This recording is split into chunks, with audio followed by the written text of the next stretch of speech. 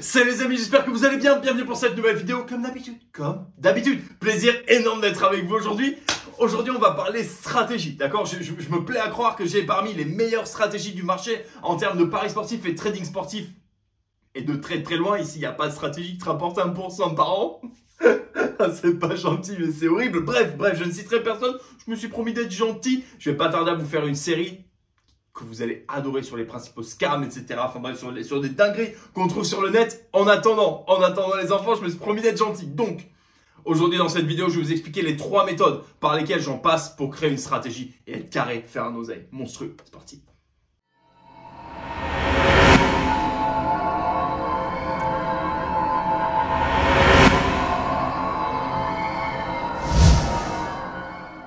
Avant de commencer cette vidéo, les amis, comme d'habitude, n'oubliez pas de vous abonner à la chaîne si c'est déjà le cas. Merci beaucoup. Vous savez, vous connaissez la musique. Vous savez que vous êtes dans un endroit absolument magnifique. Si c'est pas encore le cas, c'est parti. On y va, les bébés. Clique, partage l'amour, un petit like qui fait plaisir, un petit pouce bleu, un petit commentaire si t'as la moindre question, encore une fois. Ou alors, si toi-même t'as une technique pour créer ta stratégie, n'hésite pas à la laisser en commentaire. Avec grand plaisir, je réponds à absolument tout le monde. Bref, abonne-toi, on n'en parle plus. C'est parti.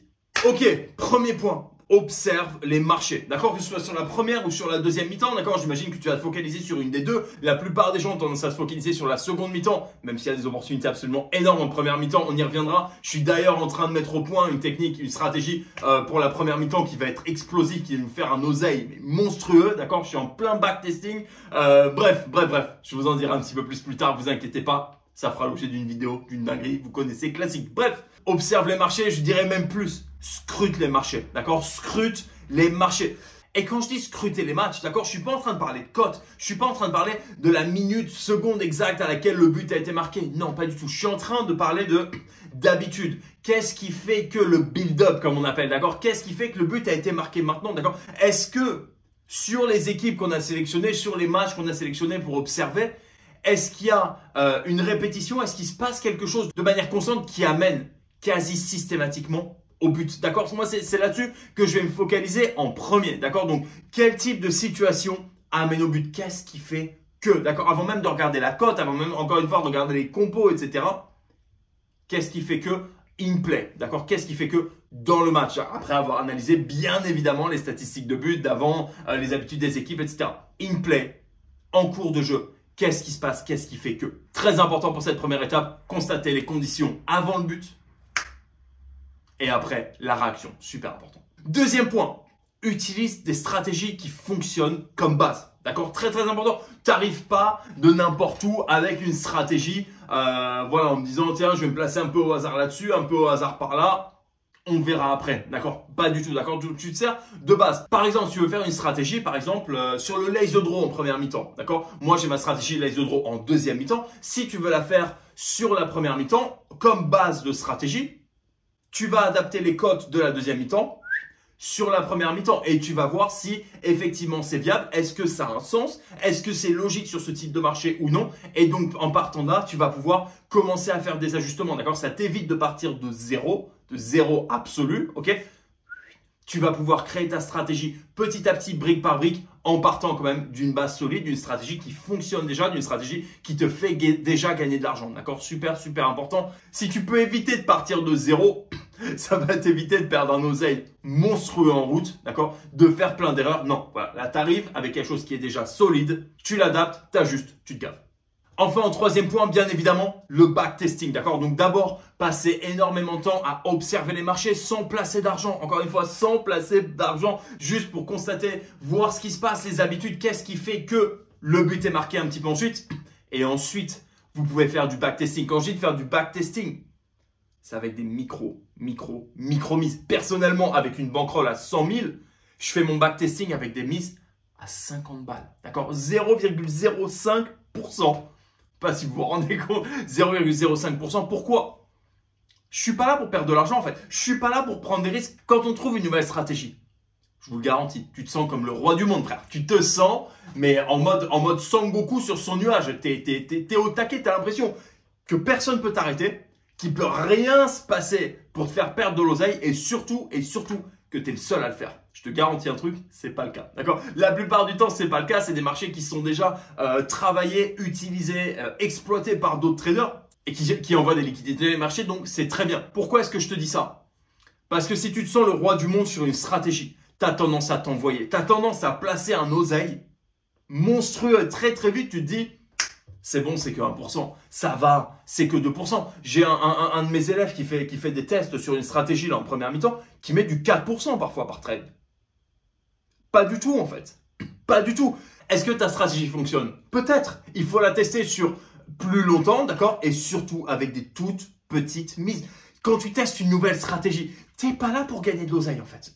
Quand tu testes une nouvelle stratégie, ça veut dire que tu es en train de te mettre en place, tu es en train de préparer le bois pour le feu bébé, d'accord? On n'est pas pressé dans l'absolu. C'est pour ça que je relativise beaucoup les résultats d'une journée, d'un week-end, qu'il soit bon, qu'il soit mauvais. J'en ai rien à foutre en fait dans l'absolu. Le long terme, c'est ça qui est super, super important. Donc, je sais que je perds pas mal de monde dans les vidéos à chaque fois que je dis long terme, mais c'est pas grave, on s'en fout.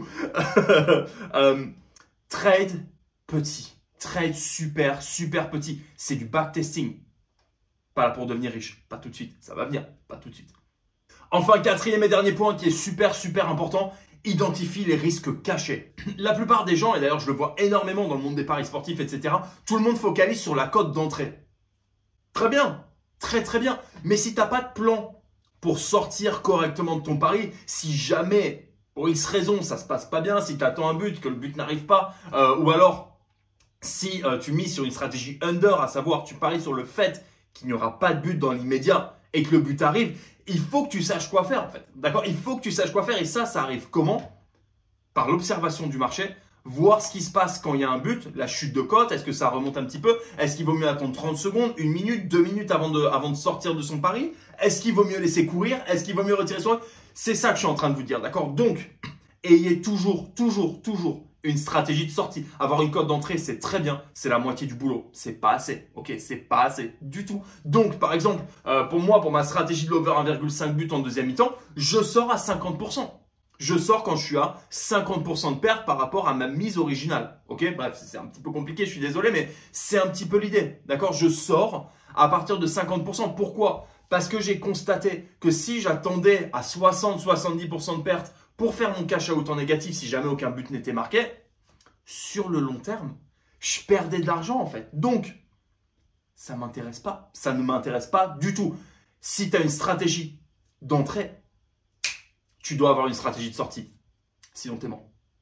Ok les bébés, on fait un petit récapitulatif rapide en 4 étapes. Premier point, analyse les marchés, observe les habitudes, observe ce qui fait que le but arrive, d'accord? Un but arrive très rarement par hasard. Ça arriverait quasiment jamais qu'un but soit marqué parce qu'il y a une frappe des 50 mètres et que le gardien est en train de becquer son sandwich. Ça arrive jamais, d'accord? Donc, le but arrive très rarement de nulle part.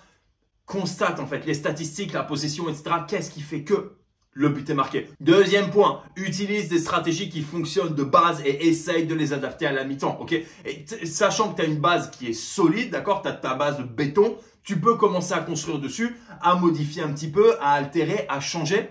Pour autant, tu as une base qui est super, super solide. Ça va t'aider par la suite. Si tu commences de zéro, ça va te prendre un temps fou. Déjà, tu vas perdre beaucoup d'argent dans l'opération. Et surtout au niveau de certitude, alors à moins que tu sois un trader vraiment expérimenté, tu vas nager bébé. En troisième point bébé, fais du backtesting. Super petite mise, ok? Si tu commences à te chauffer, si tu commences à mettre des mises classique que tu mets d'habitude, c'est terminé, c'est game over. Je te le garantis, ça va aller très vite. Tu vas vouloir commencer à mettre des plus grosses mises pour te rattraper. Et là, c'est ne passez pas par la case départ, terminé, merci, au revoir, d'accord? Dans le cas inverse, si jamais tu as une bonne série de 3-4 trades qui passent, ou même sur un mois ou deux qui passent, tu vas avoir tendance à te sentir comme le roi du monde, à augmenter tes mises. C'est là que tu te fais attraper. Pourquoi? Parce que tu n'es pas vraiment en place sur ta stratégie, tu n'as pas vraiment les effets long terme. C'est un coup à se prendre des pieds dans le tapis et ça fait mal, ça rase. Croyez-moi, je vous parle d'expérience. Je suis pas venu avec les meilleures stratégies du marché comme ça. Je me suis pris les pieds dans le tapis, j'ai perdu un oseille terrible pour vous permettre d'en gagner. En quatrième point, super important, identifie les risques de ton pari et surtout quoi faire quand ça arrive. Ok, si le but n'est pas marqué, à quel moment est-ce que je sors pour quand même sauver une partie de ma mise, une partie de mon stake. Si jamais un but est marqué, pareil. qu'est-ce que je fais, d'accord, que ça fasse partie de ma stratégie ou non, qu'est-ce que je fais et quelles répercussions est-ce que ça va avoir sur l'avenir. Donc toujours avoir un plan. Si tu as un point d'entrée, tu as un point de sortie, bébé. Et voilà les amis, on arrive déjà au bout de cette vidéo. J'espère que ça vous a plu. J'espère que vous avez passé un bon moment. Pour ma part, comme d'habitude, je me suis régalé. Moi, j'adore vous faire des petites vidéos comme ça, vous donner des conseils, essayer de vous orienter pour que vous puissiez gagner un maximum d'oseille. Encore une fois, si vous avez vous-même votre technique pour créer une bonne stratégie, n'hésitez pas à la mettre en commentaire. On peut en discuter avec grand plaisir. N'hésitez pas à booker un appel sur le site également. Si vous avez la moindre question, je suis toujours dispo. Enfin, n'hésitez pas à aller sur le site de la footballtradingacademy.com si ce n'est pas déjà le cas. Téléchargez une des stratégies gratuites. Régalez-vous, commencez à faire de l'oseille tout de suite. C'est là-dessus que je vous laisse. Comme d'habitude, faites attention à votre position. Bon trading. Faites de l'oseille.